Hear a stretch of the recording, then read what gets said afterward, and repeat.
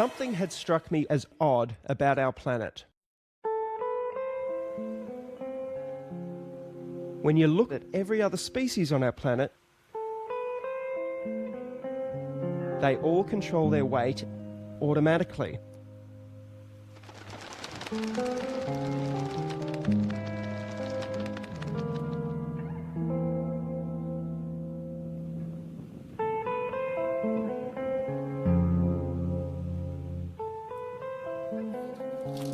The only exception was us. And any animal unfortunate enough to be fed by us. I just couldn't understand why we were the exception. Why did we require willpower and everything else did it on autopilot? So I applied the only relevant skill I had, which was looking at evidence. And I found there was very little evidence for the standard eating advice we are normally given, and there was a whole stream of evidence which had been largely ignored. In fact, what we have been told about nutrition is dangerously wrong.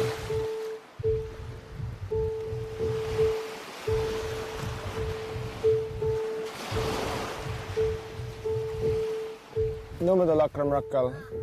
Nata ngayon na Heart disease. Tutuk, so heart disease, yeah.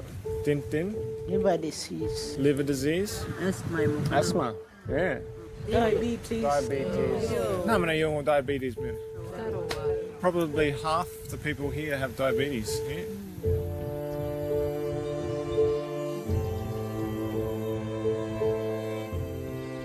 Diabetes, heart disease, high blood pressure, kidney disease, all what we call chronic diseases. When did those diseases start? 70s. 80s. So before that, people were dying from nakun Hepatitis. hepatitis, pneumonia, TB. TB. They're all the mupurumala. These are the ones that came with the Europeans. Bacteria, infectious disease. If we go back further, balanay ngatil ngay balandabunna. Ya kangatil ya kabiar ay kadalak. Kangatil ya kangatil. Bunda minananwalkan. Paladingga nga lang kayo. Accidents malakan. Look through your white to baru lupan. What's the main? Old age. Old age na. Wawa.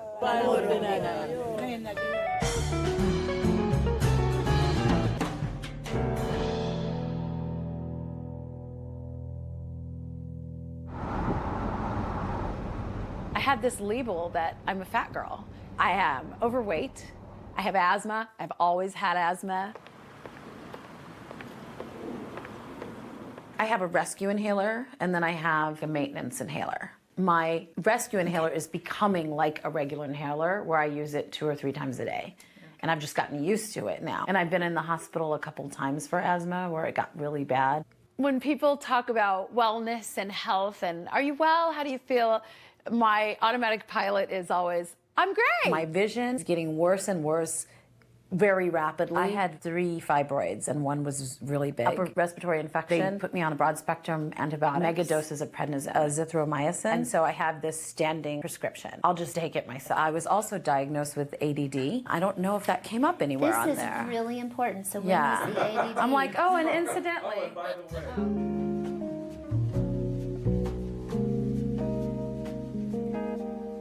I remember when I was little, my mom taught me to write a letter.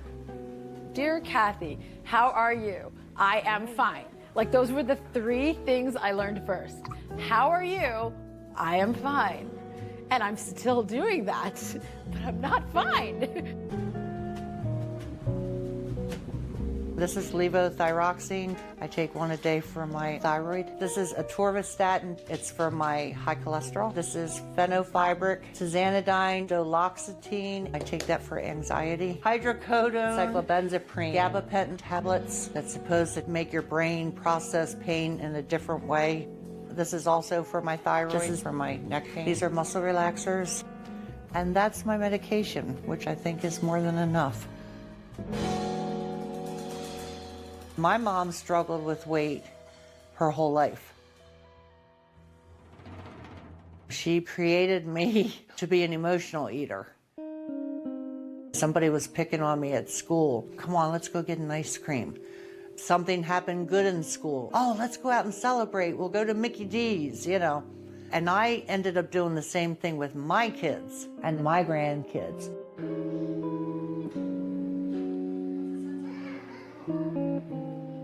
My mom finally developed the Alzheimer's and the dementia. And I saw the progression of the disease from start to finish.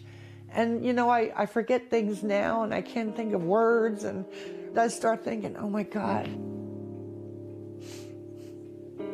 You know, I'm the same way. I've gotten to be the same way. You know. This is a vicious cycle that needs to be stopped. Kim, my daughter, she has arthritis. She has lymphedema. She has hypothyroid. Her daughter, Kaylee, is 9. She has celiac disease. Barry's children are 5 and 4. Barry and Lauren, my son and daughter-in-law, they have a daughter, Abigail, who's 5. Abigail, you want to come back with me? Okay, sweetheart. Just step right up here. She has autism. She's nonverbal. She has epilepsy. She has central sleep apnea. No. She has digestive problems. Any trouble urinating, any trouble with bowel movements? She has constipation. Constipation? Okay, she's Yeah. on the Miralax daily for Yeah. that? Okay. Yeah. The hardest part, just having a child that can't speak. I know my wife feels the same way. That's to me, that's like the most painful part. Abigail, look. Ab, look over here. Abigail. Abigail seems like she's doing really well, and then she'll get tired and she'll have a whole bunch of seizures, and it's like she's forgotten everything. It's like her brain resets itself. Playing music? It's really the seizures that compounds her autism. We're counting on average about 50 a day, so she's getting a great big cocktail of garbage. This stuff's pretty mild compared to this stuff. This is called Onfi. This stuff here it's over $1,000 a bottle. My insurance covers 70%, so I get the joy of only paying over $300 a month just for this stuff. Have you noticed any improvement with it? We have, otherwise, believe me, for over $300 a month, she would have been off of it a long time ago. The whole situation makes me mad, but mostly just because how many 6-year-old kids are these neurologists putting on these heavy narcotics? I mean, this is as bad as if you were to go buy heroin off of the street. And that's the first thing that these doctors are trained to offer the kids. That's it. Good job. I hate it. The lump in my throat as I was reading. The side effects, man, I mean, may cause harm to yourself or others, may have rashy, irritated skin, may cause sleeplessness. And I've seen my daughter have some of these side effects. We're gonna need a lot of help for sure. I have no idea. I have no idea how we're gonna do it. Do what? Switch her diet. She refused just about everything except for like the goldfish and Doritos. So.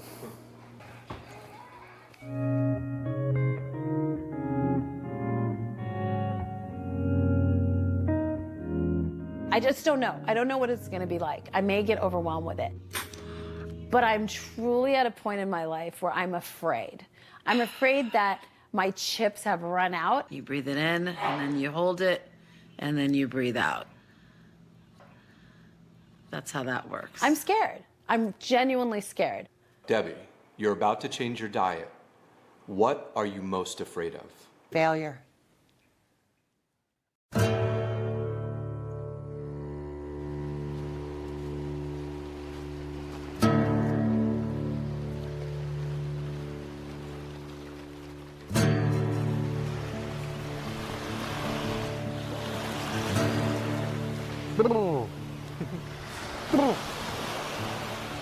Wishing for luck.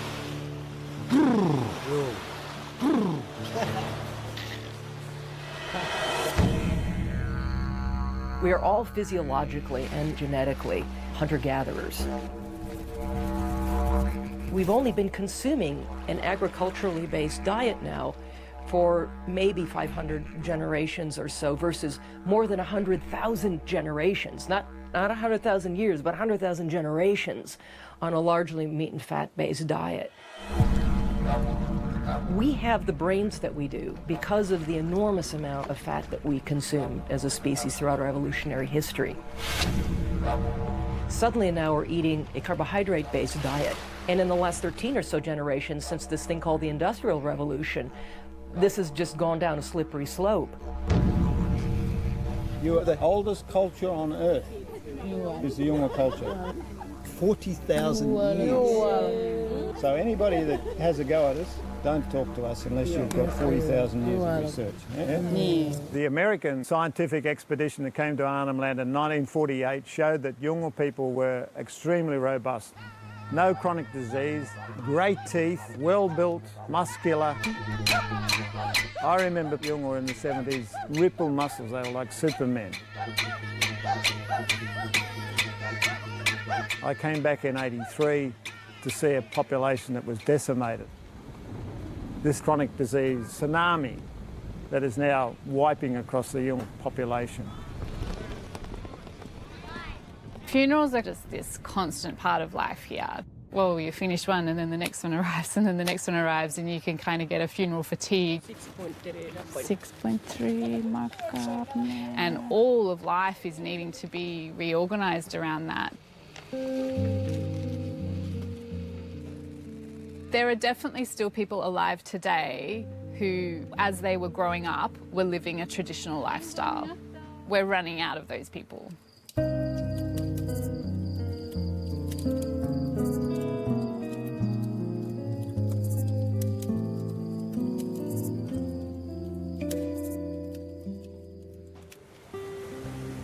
Everybody died. My friends have all gone. Even my best friends, they're not with me anymore. Life's not supposed to be like No, no.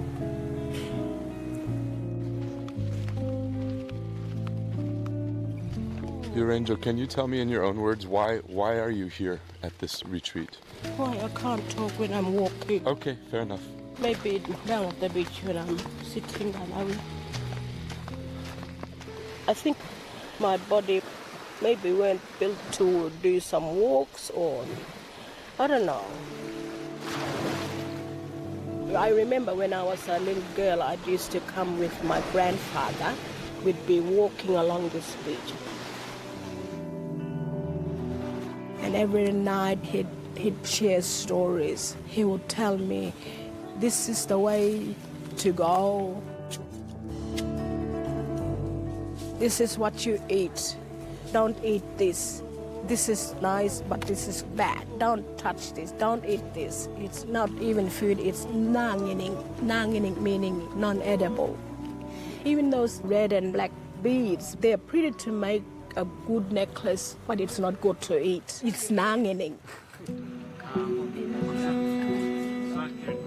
So much has been done to Yolngu people to send the message that they are inferior and that whatever is going on in the dominant culture is more powerful and superior, and that definitely applies to people's perception of food. This one's got caffeine.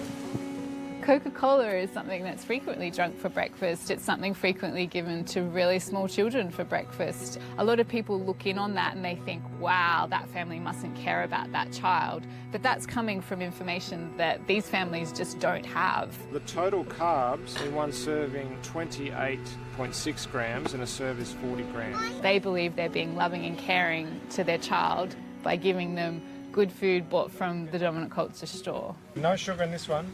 But no chemical mala. The Australian government's pumping millions of dollars in to try to fix Aboriginal health. And here's these two individuals that have managed to do what they're trying to do on a large scale. What they're managing to do is to say the way that you had it before white person came was actually the right way. We have ancient wisdom and we have modern wisdom. And I think the two need to work harmoniously together, in balance.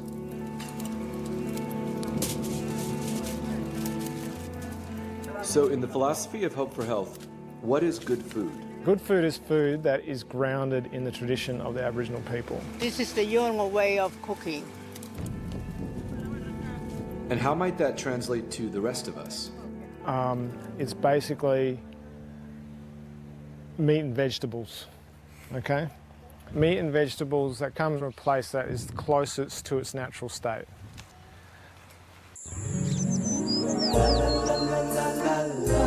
Years ago, there was a commercial for a particular margarine. That's not margarine, that's my sweet creamy butter. This woman, who actually turned out to be Mother Nature, tasted it, and she said, it's not nice to fool Mother Nature, and made lightning happen and thunder.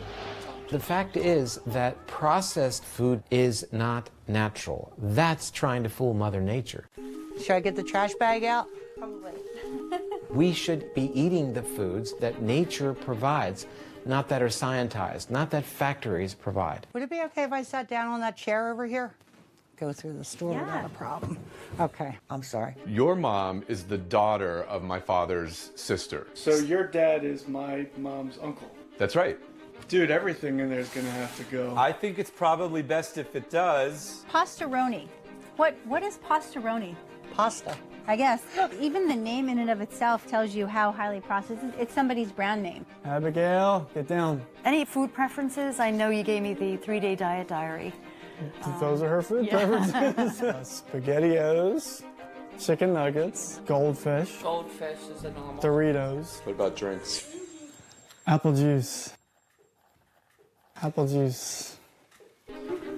We've hijacked our taste buds with food-like substances that are not whole food, that are not real food. Here's a good one. Imitation vanilla flavor. Propylene glycol, sodium benzoate, phosphoric acid. Doesn't that sound lovely? I don't even know what it is. Right.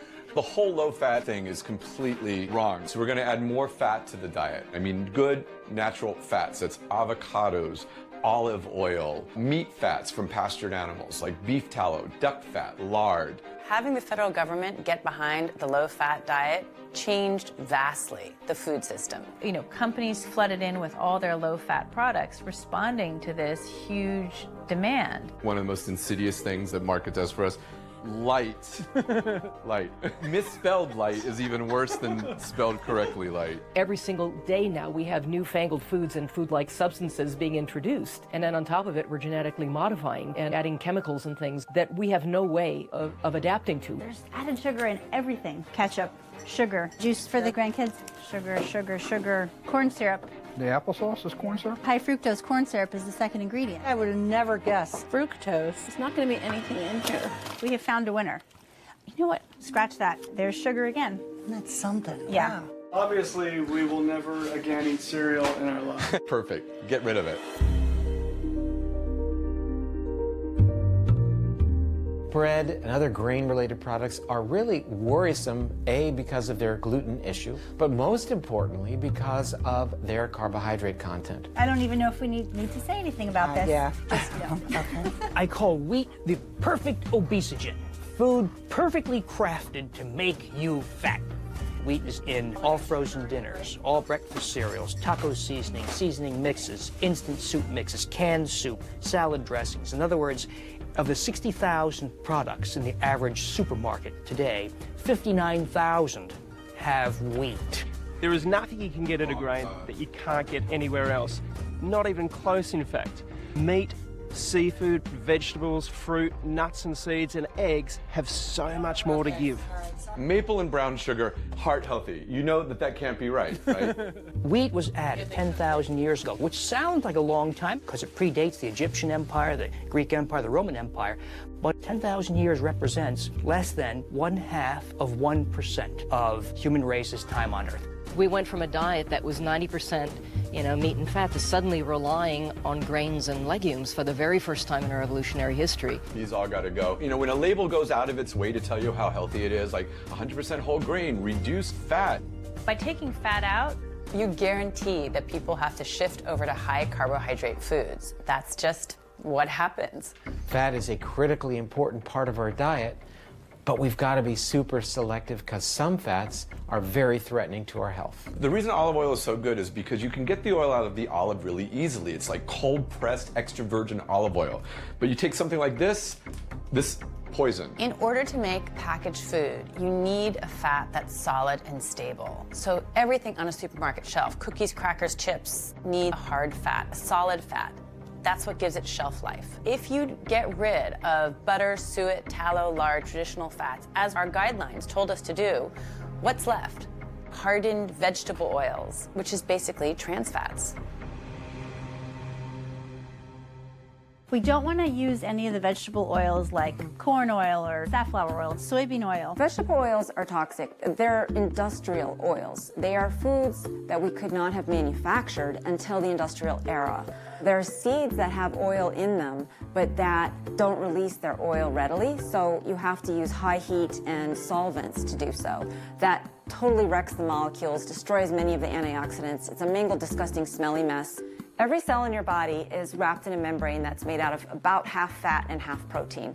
If the fatty acids comprising your cell membrane are unnatural, that cell membrane cannot function in the way that it's supposed to function. And that's the beginning of disease. It starts at the cellular level. Vegetable oils are acting like little miniature Trojan horses. Your body doesn't recognize them as not natural. It will make cell membranes. It'll make brain cells. But it's as if you were trying to build a house and your contractor said, well, we don't have any bricks, but we do have these little styrofoam balls.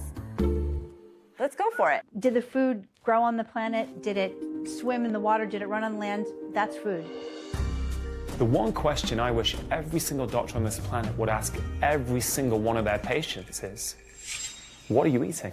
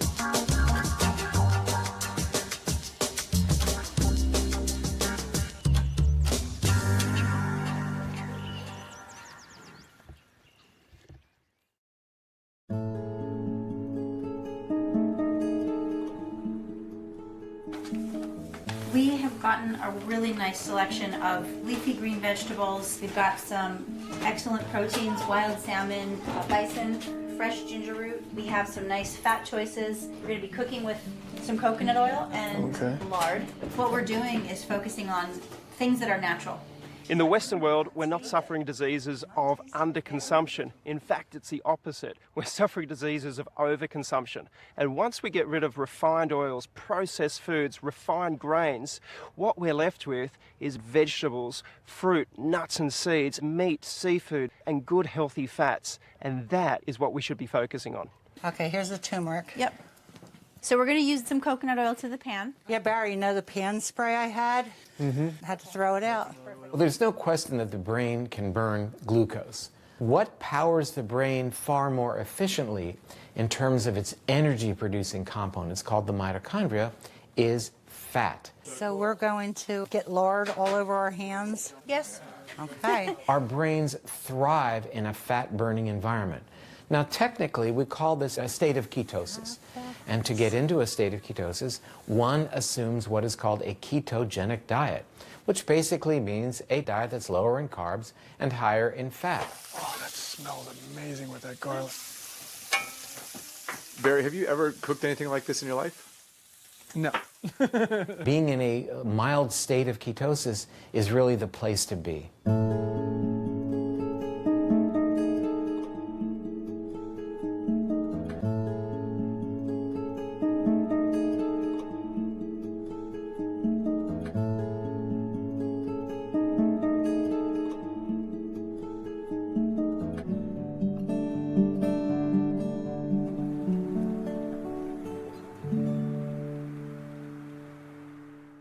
Okay, this is my first video diary. I started this new way of eating today. I figured since we're talking about all natural, I'm going to torment people by having on no makeup. Okay, I know this is not supposed to be a big old cooking show, but here we have some lamb with the bone in, and I am sauteing them in some coconut oil, and the green you see is kale that I just removed. And I made some riced cauliflower so that I can feel like I'm having carbs. Bone broth in all of these, by the way. Normally, I would just go out and eat 3 times a day. I'm so used to grabbing and going, but I am really gonna do this. I am gonna do this. I have to do this.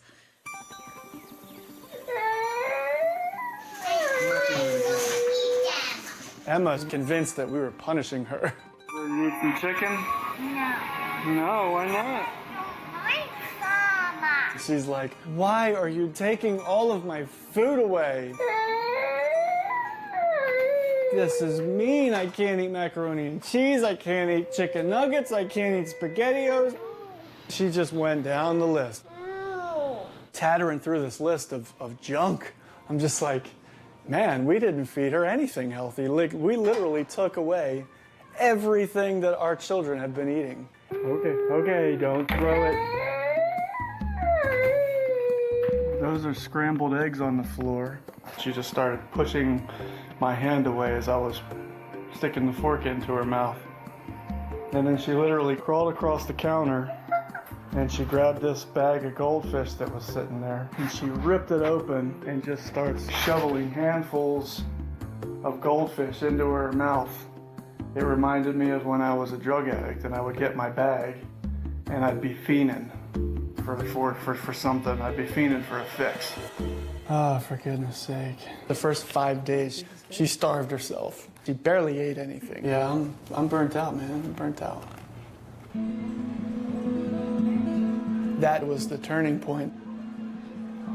She was just more. Good job. I mean, she just was a bottomless pit. Abigail's eating coconut. And from that day forward, it was like she was eating everything I gave her. Everything. There you go. Barry texted me the day that she was eating with a fork. There you go. Good job. He texted me that she had never done that before, that she was eating a piece of steak with a fork. And what is she eating? Steak and kale. And I mean, I was literally jumping up and down, and I think he was too. I was so happy. She just took the fork and stuck the steak and popped it in her mouth like she's been doing it her whole life. It was crazy. So anyways, we're doing great.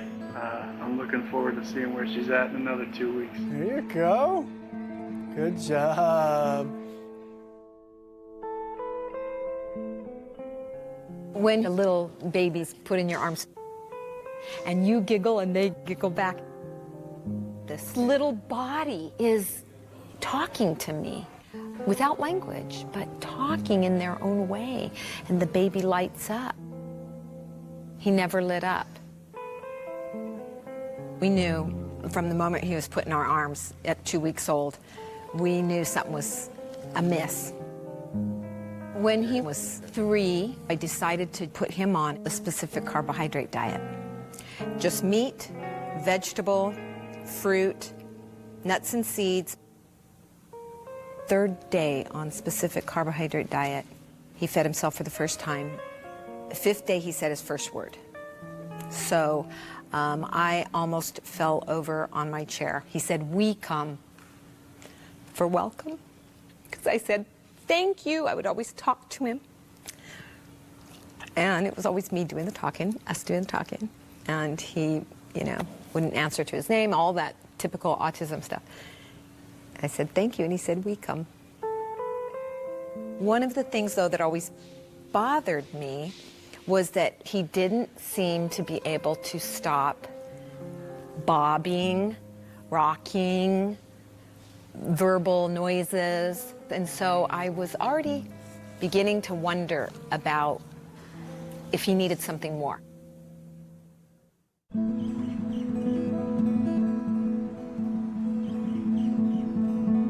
We're at the Shriners Hospitals for Children in Honolulu. We take care of children with brain-based disorders, Specifically, we specialize in autism, ADHD, and other developmental problems. Use this hand and tap your fingers. Our medical study involves a clinical trial. We're investigating not only if the ketogenic diet impacts children with autism, but also how it might impact children with autism.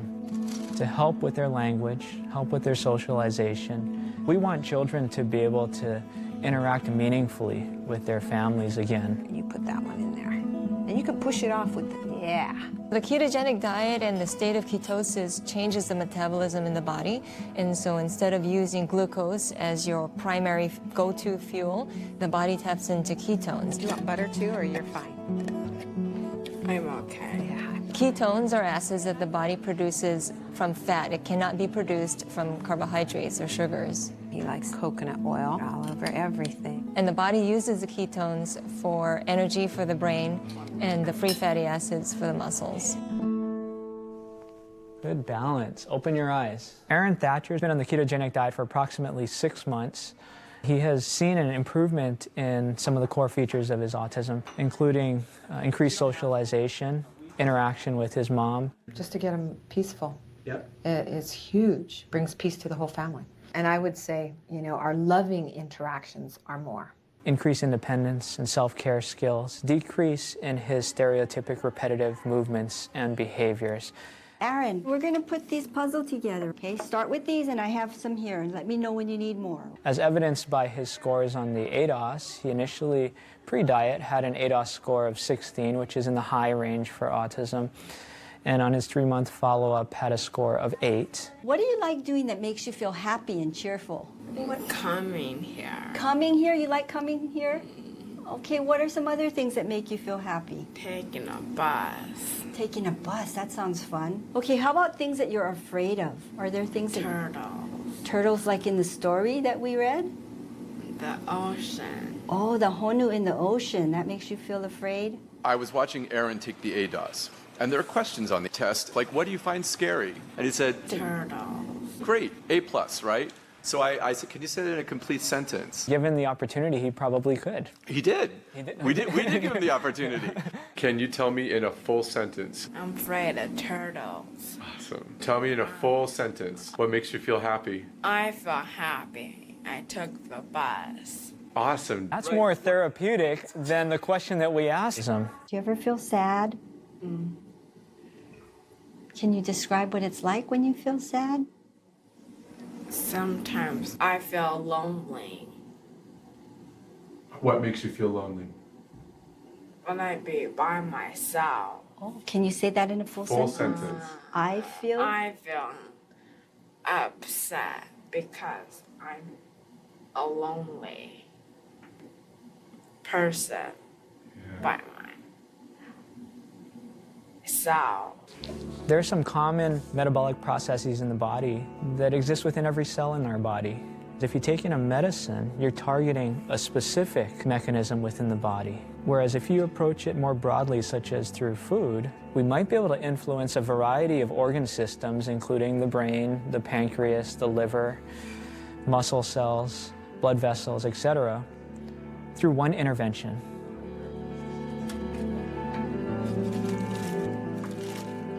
And this is not a new thought. This is an old thought, thousands of years old.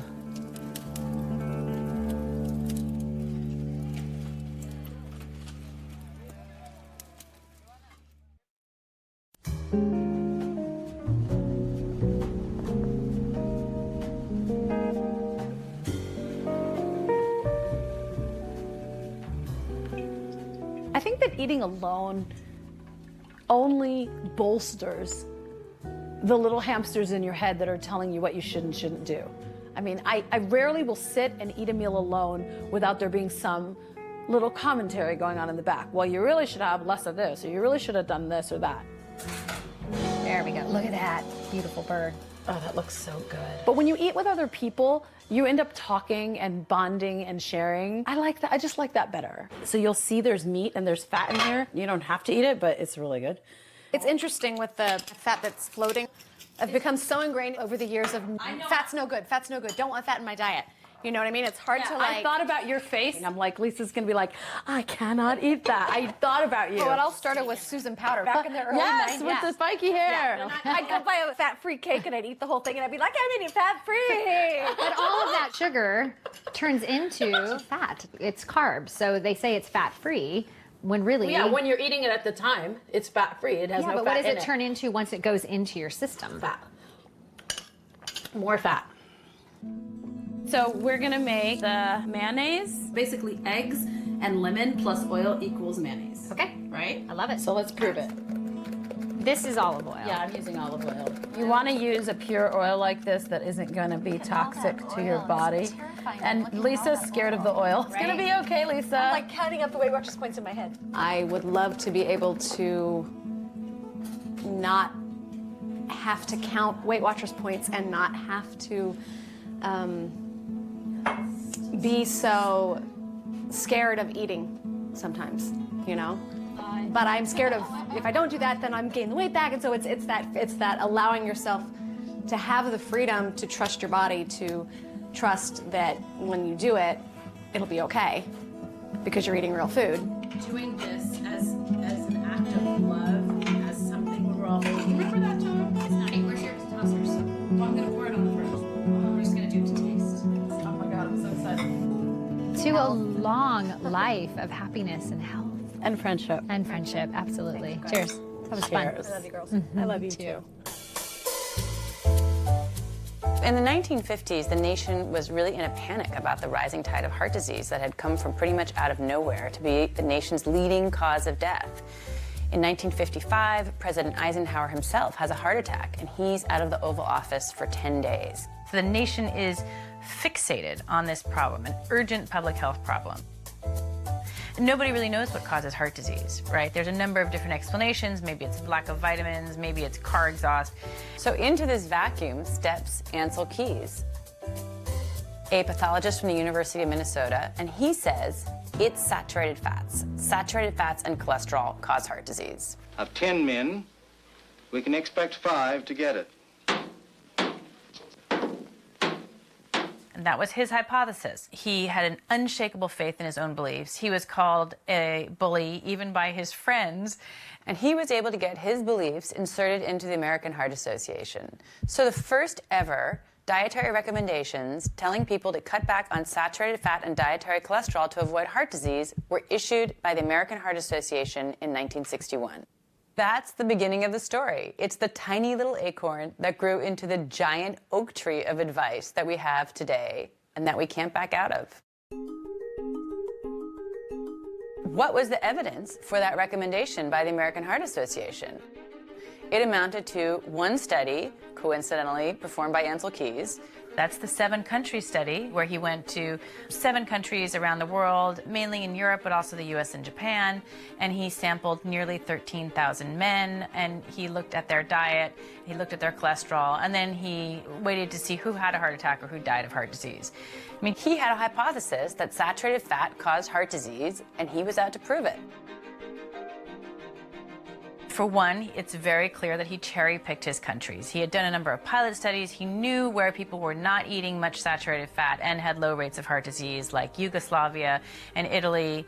And he ignored other countries, also low rates of heart disease, like Germany and Switzerland and France, where they ate a lot of saturated fats. He didn't go to those countries, which would have disproven his hypothesis. His study showed that low saturated fat intake was associated with low rates of heart disease. Associated, but it doesn't mean that reducing saturated fat is what caused those people to suffer less heart disease. It was also true that these people ate very little sugar. In fact, they also found in that study that what correlated best with cardiovascular death was sugar. Then what ensued was a tremendous amount of science to try to prove Ancel Keys' hypothesis right. Billions of dollars were spent in large clinical trials, the most rigorous kind of science you can do. And they were done in mental hospitals and veterans hospitals, the kind of experiment that you can't do anymore because it's considered unethical. And at the end of billions of dollars of research, they could not prove Ancel Keys' hypothesis.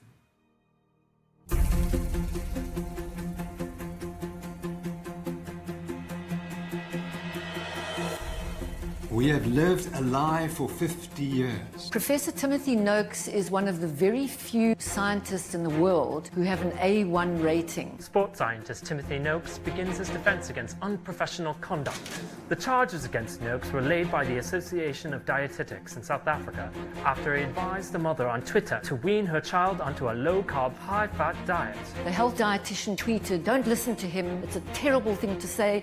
I'm going to report you." This will seriously harm our profession. The dietitian went on and lodged a complaint with the Health Professions Council of South Africa. That's the regulatory body for unprofessional conduct. That is the most serious charge you can level against a medical doctor. It's time for us to take charge of our nation's health. This is the modern-day trial of Galileo. Good morning. It's the 16th of February 2016. We continue with the professional conduct hearing against Dr. T. Noakes. And Professor, you are still under oath. Thank you, Madam Chair. Yes. This is a unique event in the history of modern medicine, that a scientist has been charged with giving unconventional advice and can get up there and say, actually, it is not unconventional. It has been in the literature. The Association for Dietetics in South Africa is very, very much a gatekeeper of nutrition advice and the official dietary guidelines of South Africa. It's time to look at the results and the outcomes and say maybe we got it wrong. And Professor Noakes is building a really powerful case for what really lies behind the epidemic of non-communicable diseases around the world. That's obesity, diabetes, heart disease, cancer, even dementia that is now being called type 3 diabetes because of its links with diet. I'm talking about insulin resistance, which is so prevalent in this country. What actually lies at the heart of its case is the science, the wealth of evidence that supports low-carb, high-fat eating, and equally that high-carb, low-fat isn't so good for you after all. One of the definitive studies of the low-fat diet was done in the United States by the National Institute of Health to prove that the low-fat diet reduced the risk of cardiovascular disease, and they invested $700 million into it. There were 48,000 postmenopausal women who were going to be studied for 8 years. They were divided into two groups. 40% were assigned to the low-fat eating pattern, and 60% could just eat what they liked. The low-fat group were told to reduce their energy from fat to 20% and from saturated fat to 7%, and increase their fruit and vegetable intake to at least 5 servings per day and grains to at least 6 servings per day. So that would be the dietary guidelines for Americans. And what did they find? After 8 years, this amazing study, the low-fat diet did not significantly reduce the risk of coronary heart disease, stroke, or cardiovascular disease, and achieved only modest effects on cardiovascular risk factors. So after all that effort, that was the outcome. In the 35 years we've been following the guidelines, animal fats are down by 17%, red meat down by 17%, eggs are down by 17%, whole milk down by 73%. So everything we've been told to cut down on, we have cut down. And everything we were told to increase, we increased. Grains are up by 41%. Vegetable oils up by 91%. Fruit up by 13%, vegetables up by 23%. So on the whole, Americans have been following the guidelines. It leads you inevitably to the conclusion there must be something wrong with the guidelines themselves. There were parts of the study which were a bit worrying. And this was women who were sick at the start of the trial with diabetes. This healthy diet should make them even healthier. But it didn't. Women with diabetes did worse. And what I found interesting is they've never reported the 8-year data on the women with diabetes in that study. And you have to ask, why? When these study results are coming out, they're deeply inconvenient. This hypothesis has been adopted not only by the American Heart Association, but also by the National Institutes of Health, the entire federal government, medical societies, and a number of industries, the vegetable oil industry, ADM, Monsanto, Bunge, some of the biggest companies in the world, and the grain industry and the soybean industry. So these results had to be ignored somehow or suppressed. I've been left with a very disturbing feeling that this hearing was set up from the very beginning. We'll adjourn tomorrow, 10 o'clock sharp. There is much more at stake than a simple tweet. There are powerful vested interests. People stand to lose a lot, whether it's status, money, in accepting Professor Noakes' viewpoint.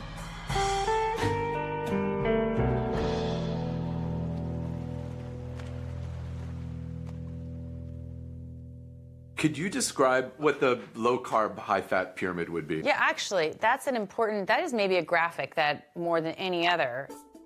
What you have to do is take the existing food pyramid and turn it upside down so that everything that used to be in the base of the food pyramid, grains, carbohydrates, really has to be up in the tip. And then below that are fruits and vegetables. And then, in the big bottom slab really has to be fats and animal foods. That is actually what a healthy diet looks like.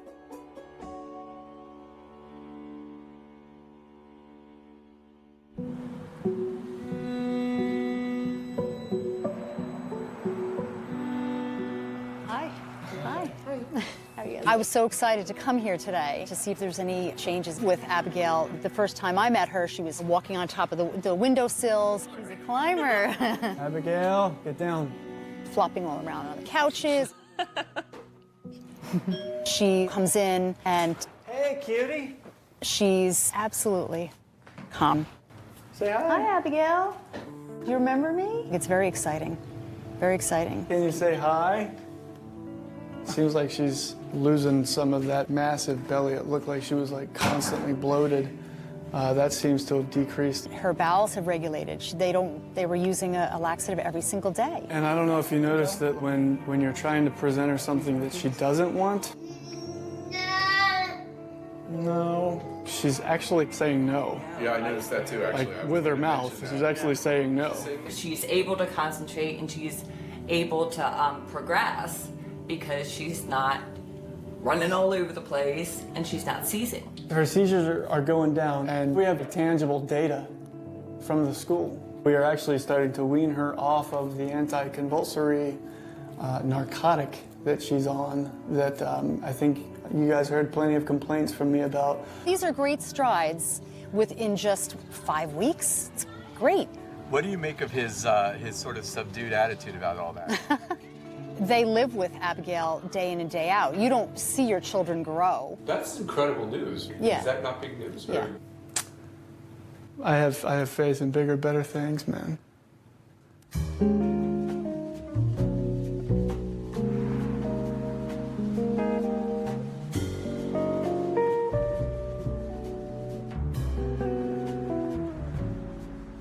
All right, let me just get my recipe for this one. So we're going to make the chocolates, and then... I want you to grind the macadamia nuts. Today we're going to be making 2 survival foods for somebody just starting out. The first one is macadamia bread. That's your fat bread that I saw? That's my fat bread. I'll deal with the messy part because I got the apron. And I'd like to make a sugarless chocolate. It's something you can have in your refrigerator when you just, I need something sweet. We both needed our little something. Yeah, I use stevia. I don't use sugar because it elevates my blood sugar. Taste it, see what you think. I think it's perfect. I think it's perfect too. I think it's perfect. Everybody needs to learn a new word. It's called hyperinsulinemia. We're going to grind the macadamia nuts into a butter. We are constantly triggering our insulin. Some people develop type 2 diabetes, some people develop cardiovascular disease, some people develop Alzheimer's. I developed cancer.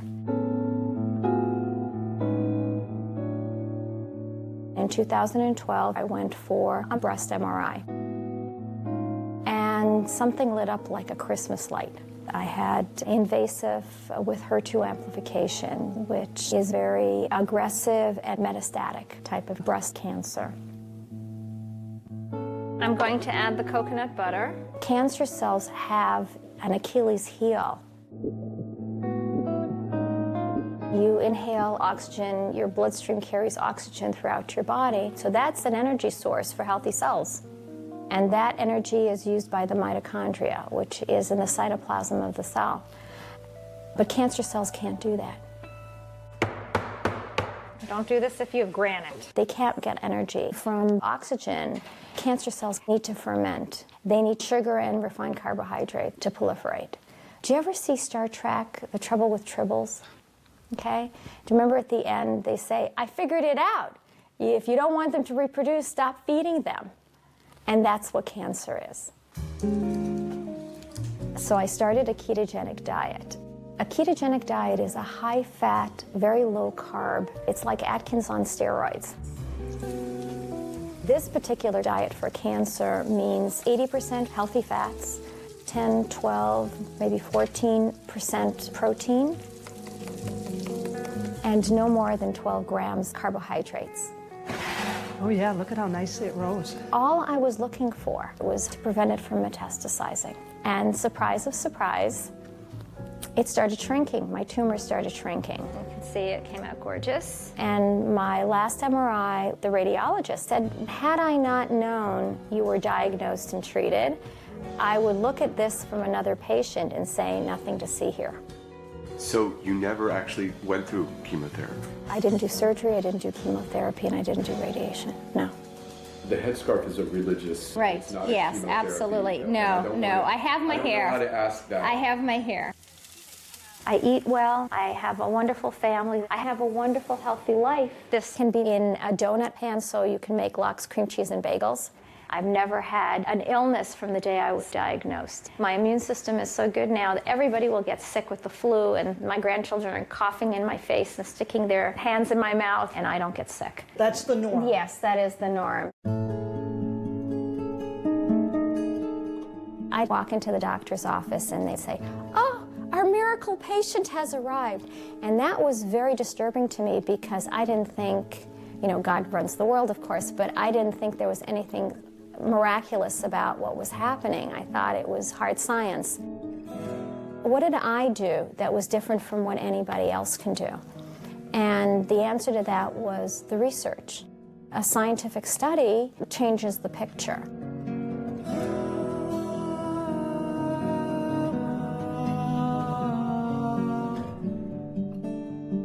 Cancer is described as an immensely heterogeneous disease. That's in fact a buzzword that's now very much in the literature. If you have a primary tumor, this cell can have this mutation, and right next to it you can have a cell that has different mutations, and the cells in the metastases have still different ones. And so what happens is, no matter how you target your cancer therapies, you're going to end up catching some of the mutations, and then some of them are simply going to be mutations you didn't hit with these particular therapies, and then those cells are going to be the ones that survive and come back to get you.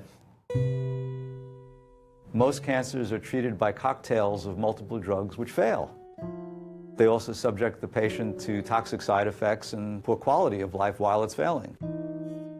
But in some respects, the more heterogeneous the cancer gets, the more it tends to converge to a common metabolism. That cancer cells depend on glucose as a source of fuel. That then could lend itself to a metabolic approach which targets just that. I don't know that that's going to be the case in most cancers, but it still doesn't stop me from being optimistic about the idea of using diet as an adjunct to chemotherapies and other forms of therapies to improve the overall efficacy of treatment. So I can make anybody fat. Insulin causes weight gain. So for example, if I prescribe insulin to people, people gain weight. I could make you obese. I just have to give you enough insulin. If you think about what the major causes of disease are in the 19th century and early 20th century, what was killing people was infections, right? So people are dying of tuberculosis, people dying of pneumonia. We developed penicillin, we developed all these great drugs, so people lived. The problem is that's not our situation now. So we've taken the same attitude of here's a magic pill, and we've applied it to a dietary disease. That's insane. The multi-million-dollar question is, why is it happening? I mean, it's not like we're deficient in pharmaceuticals, right? And we don't have a Toujeo deficit. Right now, it's really the perfect storm. I mean, we're eating more processed food than ever before. Our environment is toxic, and we're leading these incredibly stressful lives. I think a lot of diseases are really the same disease. So like obesity, type 2 diabetes, high blood pressure, heart disease, it's all basically the same problem. Type 2 diabetes is a dietary disease. It's the leading cause of blindness, it's the leading cause of amputations, it's the leading cause of kidney disease and dialysis, it's a leading contributor to cancer, it's a leading contributor to heart disease. So practically 70% of what we practice in modern Western medicine is all related back to your diet. What happens when you're eating these high-carb diets is, of course, is this constant flood of first sugar and then insulin, because your body's like freaking out. Oh, it's too high. We're going to hit a coma point here. We've got to do something about this. So out comes the insulin. When you're constantly shouting with this insulin hormone, the receptors on the cell will down-regulate. It's called insulin resistance. The body is not responding well to insulin. It's like if you're shouting really loudly, people are gonna put their fingers into their ears, right? If you shout really loudly every day for years, the cells get deaf. They don't hear it anymore. The body has to excrete 2 times more, 5 times more, 10 times more than normal to get the message across. And then you treat it by injecting even more insulin. And I think that's, criminally insane.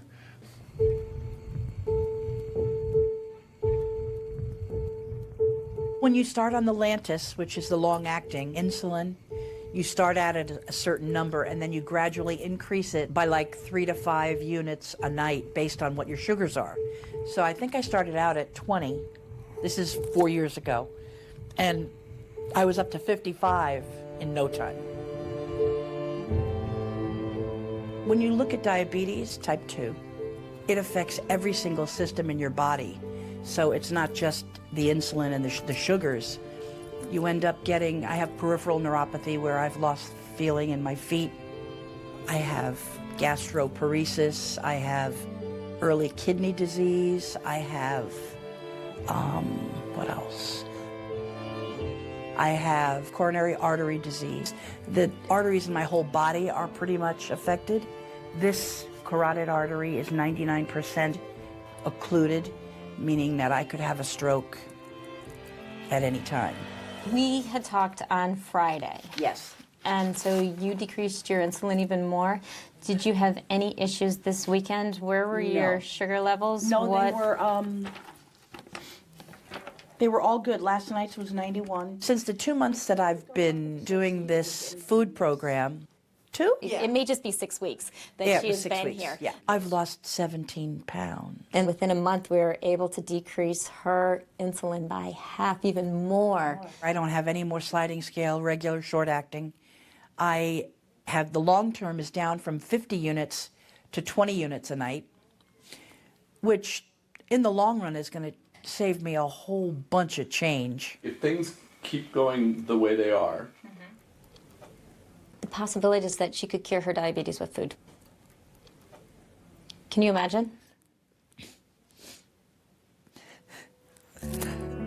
I was hopeless.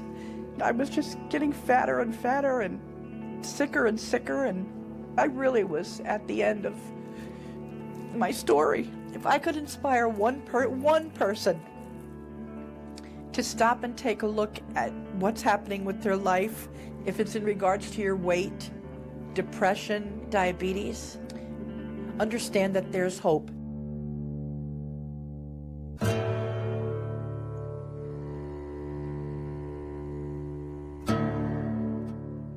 When they rounded up the tribes in this country and put them on reservations, they were starving, and the U.S. government gave them commodity foods. It consisted of white flour, sugar, and lard. What do you do with white flour, sugar, and lard? Is you make fry bread.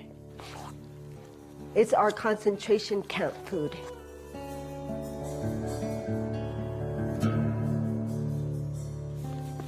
The fait accompli of what we call manifest destiny, what happened to all of the Aboriginal peoples of the earth since European encroachment, wasn't accomplished with guns, it was accomplished with food.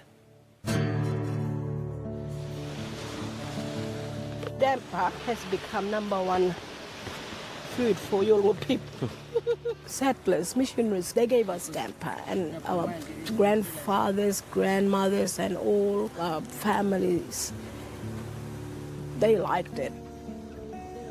That is looking yummy. These modern displacing foods were being brought in as rations by the missionaries. They're very addictive things like tobacco and sugar and flour. You must have a damper with a spherical rice jam. it's required. Must be. Must be. Always. But even if you took the syrup and the jam and all that stuff off of the damper, it would still be... It would still be bad. It's still yakka. Yakka menmak. Yakka menmak. Yakka menmak.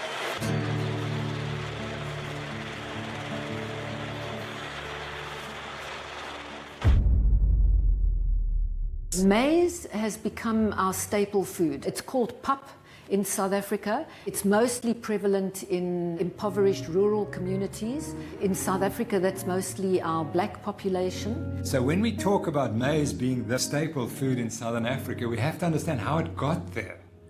It was a decision by the South African government to produce maize on an industrial scale. And the question is, well, was that good for our people or not? It's not indigenous. It was never indigenous to South Africa. All our maize is genetically modified. It's refined. It's high carb. You might as well be eating a bowl full of sugar. And dietitians, including the one who laid the complaint in the first place, are proponents. And I'll argue that it was the introduction of maize and making this a staple food which has been a problem for us. Madam Chair, objection. I really can't see how the details about something based on a conspiracy theory is relevant. Madam Chair, in respect of the influence of industry driving the obesity epidemic, there were sponsors for ATSAN. There were a number of sponsors, including Kellogg's, Pillsbury, etc. If you work with a flawed model of just energy in and energy out, you forget about how behaviors are modified. You forget about how addiction comes about. You forget about how advertising influences the whole epidemic. I am submitting that that is irrelevant. The objection is overruled.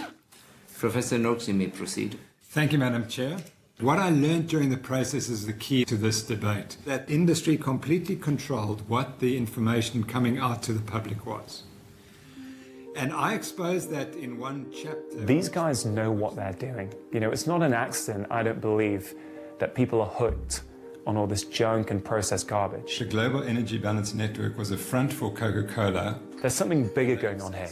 The whole food system needs changing. What Coca-Cola is doing is to control the messaging of obesity globally by controlling the scientists. One of the tactics that industry uses is they'll fund studies that are designed to confuse the record. Their goal was not to talk about obesity. Their goal was to confuse the public. Almost all scientific conferences depend on industry funding, even to discuss a subject. If there's no funding, nobody's interested. Nobody wants to even talk about it. It's like depriving a field of oxygen. I've repeatedly been told that there's no evidence to support the low carbohydrate diet. That's incorrect. This is a randomized controlled trial published in 2008 by Dr. Finney. These are expensive trials and there's no money to do it. He does not get funding from the National Institute of Health. He has to go and raise his money himself. This is the evidence. He's putting people with a metabolic syndrome, half of them on a high carbohydrate, low fat diet, and the other group on a high fat ketogenic diet. Look at the results. Body mass and abdominal fat, high fat outperforms high carbohydrate, low fat diet. Triglycerides, one of the key markers of metabolic syndrome, down 50% on the high fat diet. We tend to overconsume carbohydrate in this country because it's addicting, but also because we produce it in ridiculous amounts. If you fly from New York to LA, the majority of what you're flying over, all those little circles and squares on the ground, that's America pumping out carbohydrate as fast as it can. That's the 30,000-foot view, that's what's happening, and that's reflected in our grocery stores. Now here's the HDLC, which we all told is the good cholesterol. What we're not told is when you eat a high carbohydrate diet, your good cholesterol comes down. And you go on a high fat diet, HDL cholesterol goes up. There isn't a single multinational corporation on planet Earth that wouldn't stand to profit from every man, woman, and child consuming a carbohydrate-based diet. That very particles that are damaging our arteries are increased on a high carbohydrate diet and reduced on a high fat diet. It's incredibly cheap to produce, it's highly profitable, and it keeps you perpetually hungry. What could be more perfect? Now, this is even more remarkable. Saturated fatty acids in the bloodstream, which greater your risk of heart attack. Now you eat more saturated fat, and the saturated fatty acids in the bloodstream go down. Pharmaceutical companies are profiting from this. Weight loss industry is profiting from this. Undertakers are making out like bandits. About the only people that aren't profiting from all of this are the rest of us.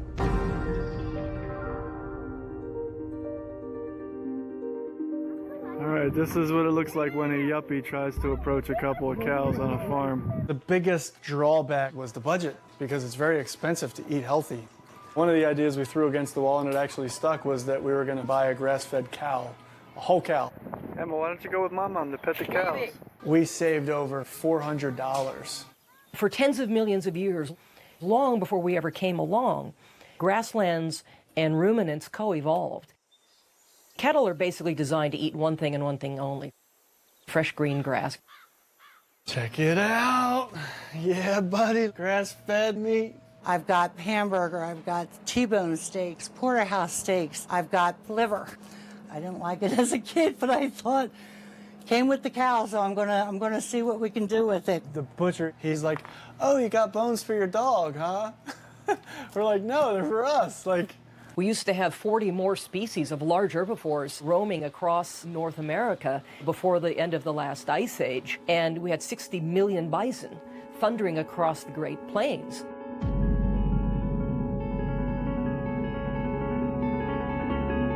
Today we have 60 million cattle that are populating feedlots. You know, grain feeding of animals.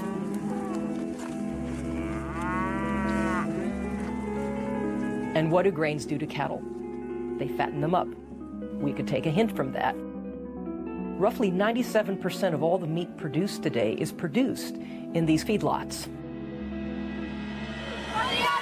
Go vegan! For health! Go vegan! And where we hear passionate vegetarians and vegans and animal rights advocates screaming about how we raise animals for food, I'm standing right there with them. It's wrong, it's unsustainable, and it has to stop. But there's also misinformation and misunderstanding being promoted by genuinely well-meaning people. What people don't understand is that everything really hinges on restoring natural systems. Do you see that happening in the United States? Like, can we reclaim our Midwestern prairies again? Is that possible? It depends on how successful this documentary is, right? You were a vegetarian. Oh no, I was a vegan. I was never a vegetarian. I went from standard American diet, vegan. I think when I started as a teenager, I had very good impulses about the world that I wanted and the ethical base that I wanted to form the actions of that were my life, that were going to be my life.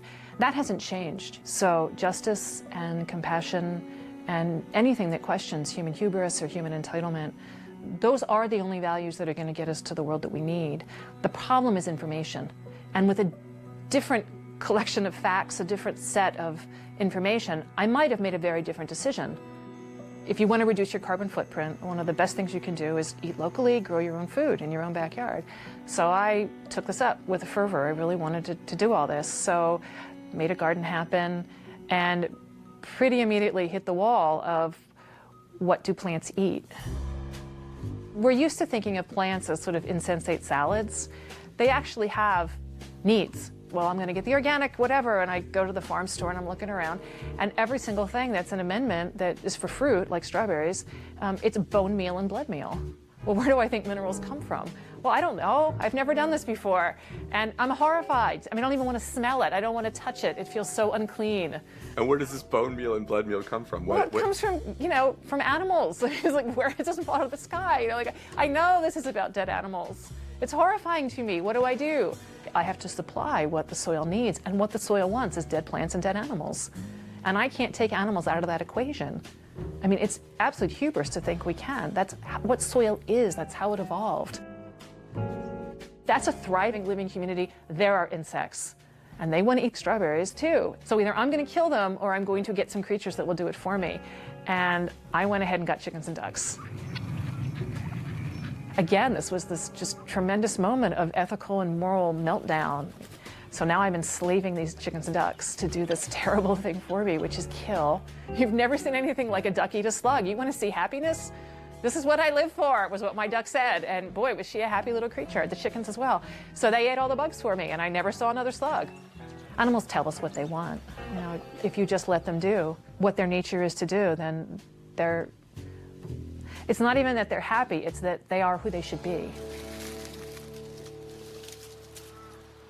The most destructive thing we've done is this activity called agriculture. We don't really have a clue what goes into making that corn or making that soy. All we know is that you look down on your plate and it doesn't look like a dead thing. Therefore, it somehow must be peaceful and kind and sustainable. And we're utterly wrong about this. You have to understand what agriculture is. you take a piece of land and you clear every living thing off it. And I'm including the bacteria in that. So all the plants and animals that are supposed to live there, they're gone. Now you're going to grow an acre of corn or wheat. That corn is going to require things that are not there for it, and you're going to have to come from the outside and apply them. It's going to take a lot of fertilizer, insecticides and fungicides, because you're fighting a war, right? All those other plants and all those other little animals want to come back. Now, another thing that happens is every time you plant that corn, you're destroying that soil, a prairie or a grassland. It's the perennial roots that make channels for the rain. When you only have annuals, they don't live a long time, so they don't have time to build long roots. So year by year, you are drawing down that soil. And then, of course, all that soil washes off. You know, if you're on any kind of a slope, it all is just going to go into the local river and kill it with all that dirt. So now there's no fish either.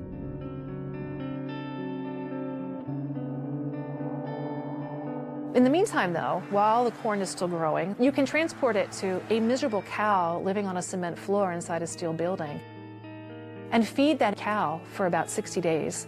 Past that point, she will die from the corn because it's not her natural diet. But until that point, she will get really fat really fast, and then slaughter her, feed her to humans. So you're going to make people sick eating this meat as well. As far as I can tell, this is nothing but death and destruction from the very beginning to the very end of this. Now I'm going to walk you through another scenario, which is you take the same acre of land, but you don't hurt it in any way. You let it have its own wisdom, its own impulse toward life, its own wild way. And what you have is a whole bunch of perennial plants growing there. You have a whole bunch of really sturdy grasses. You've got big birds and you've got ground-dwelling birds, and then you've got small mammals and larger mammals. You might even have, every once in a while, a really big mammal come across there. You know, you might have a wolf or a bear or somebody. And in the meantime, you've got a ruminant.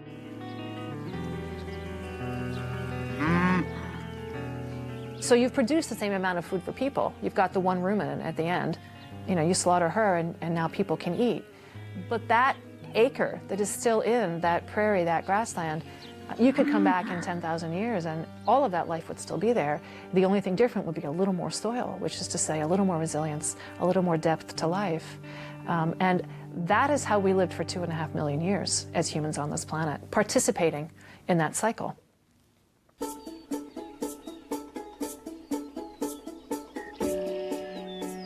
We're here in the Shenandoah Valley of Virginia, and what we do is pastured livestock. In nature, herbivores live in large groups and they migrate. All we're doing is duplicating that kind of migration, moving the animals across the land so that this choreography, this ballet of the pasture, can perform its dance on the grass. When people say eating this way is unsustainable, oh, listen, it's not only sustainable, it's actually what we call regenerative. It allows the grass then time to regrow, to recuperate.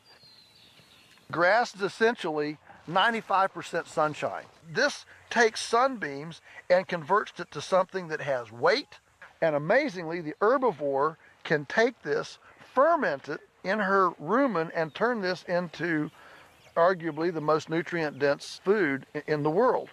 Grass grows in what I call, you know, an S curve. You can see that S. So diaper down here, teenage, rapid growth, and then nursing home out here. What we want to do is keep this forage in this rapid growth state as much as possible. So the role of the herbivore in nature is actually to prune the grass to restart that rapid metabolic capacity. This is what builds soil, hydrates the landscape, and actually sequesters carbon. This is the system. When grass is allowed to be as productive as it's supposed to be, it actually is far more efficient at converting solar energy into biomass than even trees. That's why all the rich, deep soils of the planet are under prairies with herbivores. And if every farm in the world would do this, we would sequester all the carbon that's been emitted since the beginning of the industrial age in fewer than 10 years. When a confinement animal facility shows a picture of this hog factory or chicken factory or whatever, They're not showing all the land that's required to grow the grain to keep it going and all the land that's required to handle all the manure that it's generating. In this system, you're seeing all that land.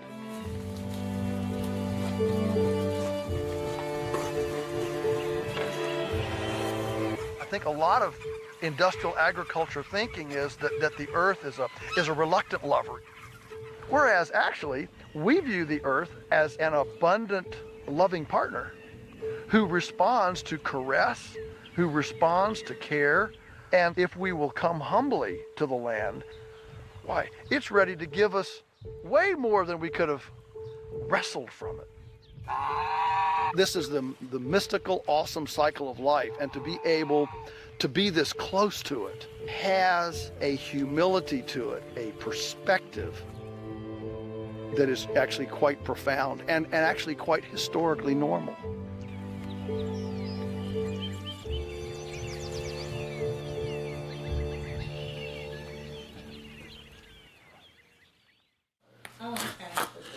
Really, for the past few years, every time I've spent time with my mom,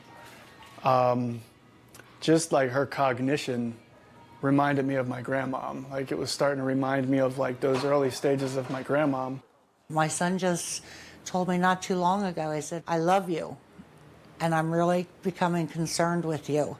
You're starting to check out of life.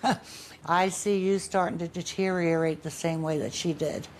That scares me. I used to get these horrible headaches. I was battling depression. I would just start to cry. I would tell my husband, I said, I'm tired of this. I'm just tired of feeling like this.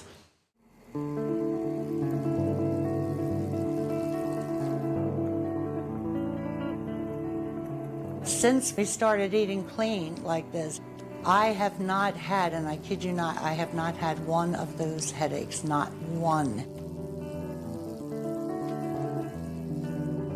My energy level, my thought processing, I mean, I've seen remarkable changes. You know, until you've been there in that dark place, you can't really grasp the magnitude of it. I have been there and I have lived that. It's like a vicious cycle, you know? And this is just so much better. Does it taste like a strawberry? Was it good? Yeah? To sit down and have a conversation with my mom, and she's clear-headed, like for the first time in years. You gotta squirt water down into the hole. I feel like I've got my mom back. I can't wait to see in 6 months from now, what other changes could there possibly be? The good news is something I never thought I would hear myself say, that I am completely off all insulin. Oh, Patty, Yeah. congratulations. That's incredible. Yeah. When your blood sugars have been completely fine? It's been 10 days. Are you kidding? But who's counting? How much weight have you lost in entirety? 45 pounds so far. It's so exciting. 45. I think that's 3 dress size. I'm halfway. I would like to lose 90, so. I find that so fascinating. The first lines of defense are always like, take this pill, take that pill, that medication. And like, oh, you're at the end of your rope. And so maybe you should try changing what you eat. I think I always knew that, but I don't think I knew how. And as much medical knowledge as I have, even nursing, I don't think they teach you enough about nutrition. I mean, that kind of makes me a little bit embarrassed to say, but it's been a whole big lot of reflection. A whole new world opened up. I think that's what was amazing to me. I mean, I just... Yeah. Anyway, I can't I'm happy. that, so thank you for that. Thank you. There's something implicit in all of this that no one seems to be saying. The human body is a vastly complex system, but how we fuel it is really simple. If we fuel our bodies correctly, then the complexity should just take care of itself. So, metabolically speaking, there are really only 2 fuels we can use. They are sugars and carbohydrates, which is glucose, and fat, which is ketone bodies. If we go with the notion that fat is the fuel that nature has intended, then suddenly all the dominoes just fall into place.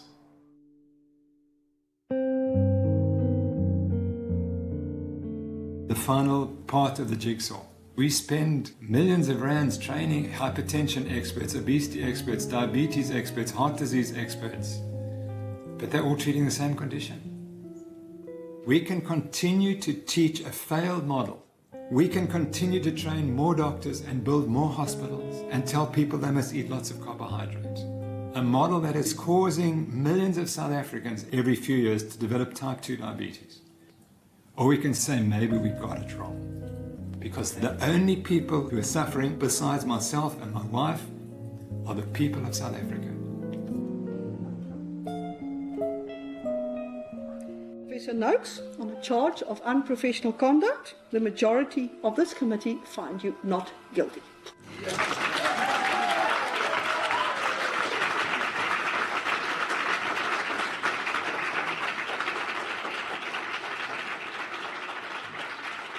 You've got to let it go and watch it grow, 'cause it takes every voice to make this world whole. It's been about 5 months since I started eating this way. My clothes fit better, my skin is clearer, my voice is clearer, my mind is clearer. This is all about the freedom you want. I was having ongoing respiratory infections most of my life. I haven't had a single thing. No antibiotics whatsoever. No antibiotics. I haven't needed it. I haven't used my inhaler for about 3 months for any reason whatsoever. But I did not expect my lungs to clear out. But to actually sit down and talk about No more inhaler. From the first unto the last, connected, Our bodies are perfect. directed, we fly. If you don't actually take a moment to just revere the way nature works, just truly look at it, at how perfect it is, you're in for trouble. 'Cause if you listen to the voice within, a melody will soon begin, and you'll feel the vibration in your soul.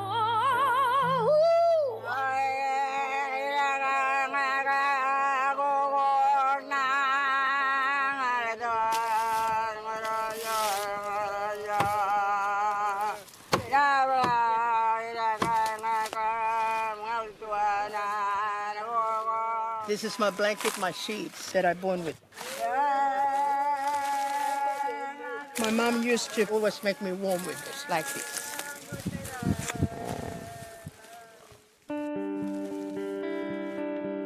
A week ago, you were talking to me, and your body was not in a pleasant place for you. No, not yet. The second week, I went out on that walk and I started singing away as I was walking. And I was so happy.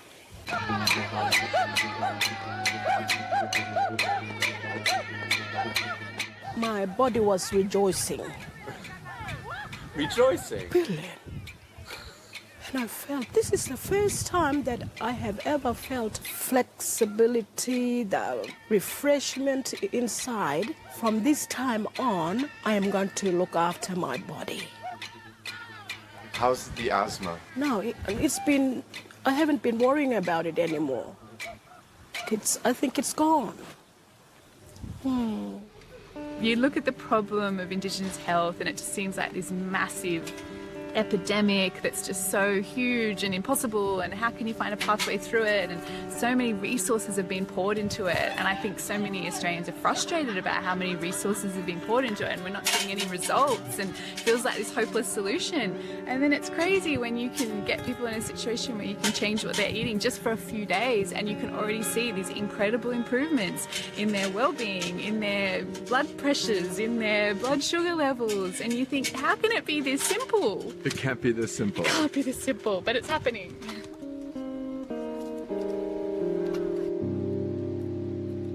Look at that everywhere. Learning all of this, so nice. Human anatomy, all these blood cells, all these cells that make up our body, so perfectly woven together. So beautiful.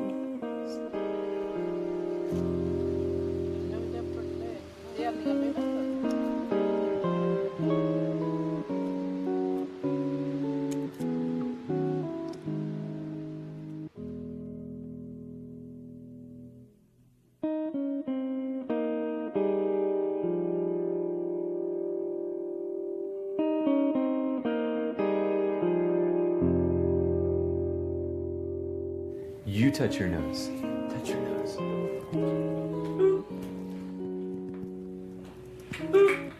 One more time. She's pulling her hand. Boop. That's it. That's your nose. One more time. Ready? Boop. Abigail, where's my nose? There. Nose. It's almost like her brain has had this certain way of functioning. Like biologically, it's functioned as a brain of a person with autism until we started to give her the nutrients that her body and her brain needs to start functioning normally. Can I have the block? Can you give it to me? Good job. Oh my gosh, I never thought her to that. Give the block to Daddy. Daddy. Come on, you silly. Yes! Now, give the blocks to Mommy. To Mommy. Mommy. Give the blocks to Mommy. Good job. Yes! There you go. Thank you. But at this point, she's like 6 years behind, so she's starting at the level of a 2-year-old, or whatever developmental level that Abigail's at.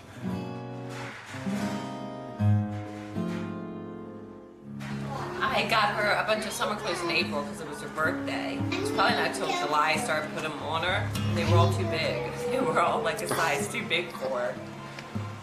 She looks amazing. It's such an easy recipe, I've got it memorized. It's 4 eggs, half a cup of almond butter, and a cup of squash. So no grains? No grains. And I always melt some ghee over top of the pancakes so she gets some fat. There's a child trapped in this body that is, you know, crying out to be released, you know? Hey! Hey! And it's like she's waking up. Yeah.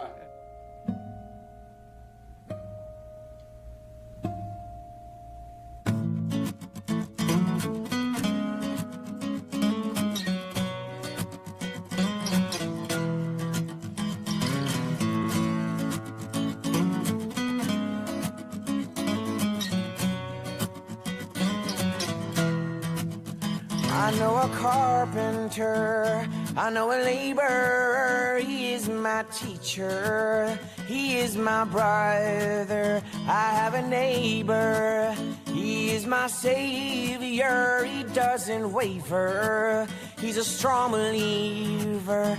I know a farmer, I know his vision, I know his struggle, I know his hope.